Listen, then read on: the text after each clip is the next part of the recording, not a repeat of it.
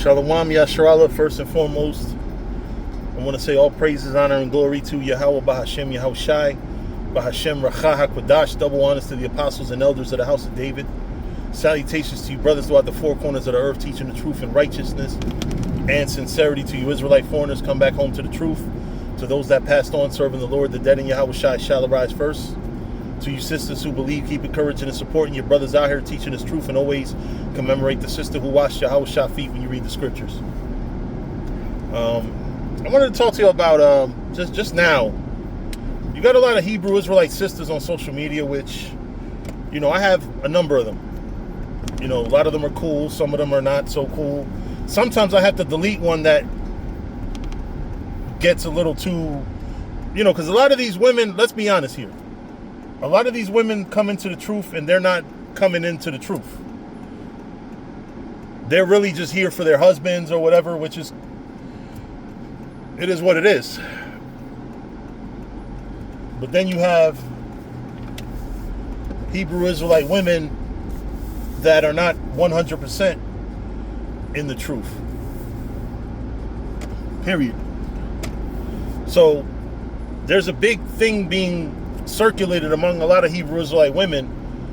Oh, if you let a man convince you into polygamy and all that, like these women are so hard against polygamy, which I don't know how you're in the truth and you're against polygamy.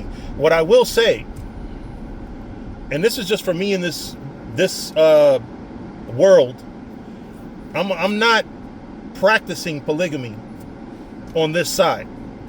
I think it's wiser. I think, you know, I don't want anything to take away from the time that I have to serve the Lord. I think that for practical reasons, especially when you are in leadership in a church, I might not be the leader, but I do have to be vigilant as well as the leader, because we're leadership. You know, at the end of the day, you know, I'm considered an elder in this thing, and I do have to look out for things that I've seen before go bad and stuff like that. So I don't think I can do that as well if I'm sitting here booed up with 4 or 5 different women. I think I don't even have one woman right now. For practical reasons, I'm not practicing polygamy on this side.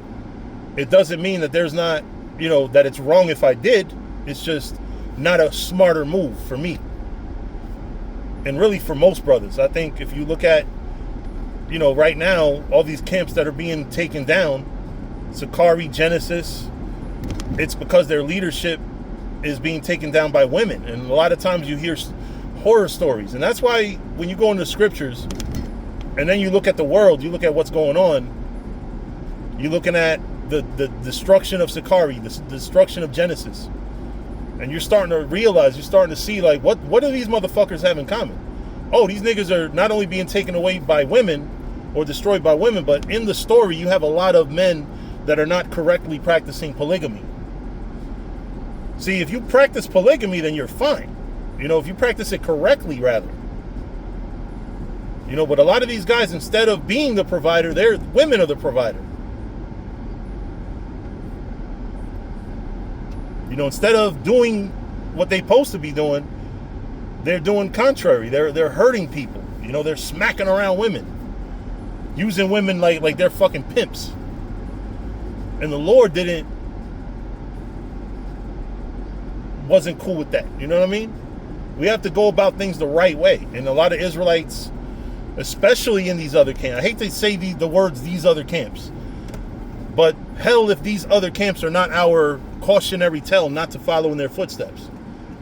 So while I'm not with this trip that a lot of Hebrew Israelite women have against polygamy, for practical reasons, I'm not practicing it. For practical reasons, I'm not doing it. But y'all have to stop with this anti-polygamy thing, like it's, you know, because y'all, the way they're talking about it is like they're teaching it for doctrine. There's one thing for practical reasons, and there's one thing with doctrine. You know, there's a lot of things we have to look at and analyze in the scriptures and say, how does this fit into my world? That's what it is. Like, polygamy doesn't fit in my world because at this age, I've already got 1,000 fucking problems. One of them doesn't need to be the fact that I have two women fighting against each other, or one woman that's displeased because I have another woman. Because it's not all about my happiness. It's about the Lord's happiness. And if I can't serve the Lord fully because I have two women, then the Lord might send problems my way to get one of them out of there.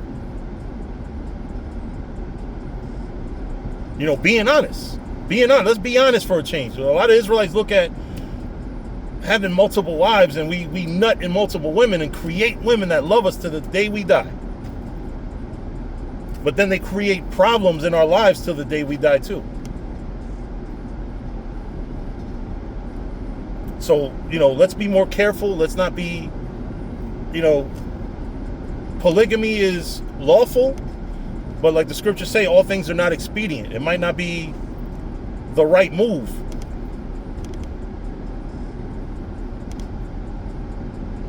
That's the thing. It might not be the smart thing for you to do. But with that, I'm going to say shalom.